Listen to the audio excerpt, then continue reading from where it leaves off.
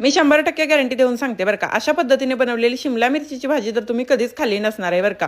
तर काय करायचं, शिमला मिरची घ्यायची आणि ती ना अशा पद्धतीने कट करून घ्यायची, म्हणजे सगळ्या बिया एकदम छानपैकी मोकळ्या होतात. नंतर सगळ्या बिया मोकळ्या झाल्यानंतर धुवून घ्यायचं. बारीक चिरलेला कांदा एका ताटात घ्यायचा, लसूण खोबरं याचं वाटण, मीठ, घरगुती तिखट, धने पावडर आणि लाल मिरची पावडर आणि शेंगदाणा कूट आणि तेल टाकायचं आणि हे मिक्स करून घ्यायचं आहे. आता कोथिंबीर टाका, माझ्याकडे नव्हती म्हणून नाही टाकली मी. नंतर मिक्स झाल्यानंतर शिमला मिरचीत हे छान असं वाटण भरून घ्यायचं आणि तवा किंवा कढईत गरम करायला ठेवून द्यायची. तेल टाकायचं, तेल गरम झालं की जिरी मोहरी कढीपत्ता आणि या मिरच्या ह्याच्यात टाकून घ्यायच्या आणि ना ताट ठेवायचं. आता हे 5 मिनिट असंच ठेवून द्यायचं. थोडीशी वाफ आली की हे छान असं पलटी करून घ्यायचं, म्हणजे एकदम छान टेस्ट येते. आणि थोडंसं पाणी टाकायचं. पाणी टाकल्यानंतर परत 5 मिनिट झाकून ठेवायचं. एकदम छानपैकी शिमला मिरची भरली अशी तयार होते आणि टेस्टला खूप भारी लागते. एकदा नक्की बनवून बघा.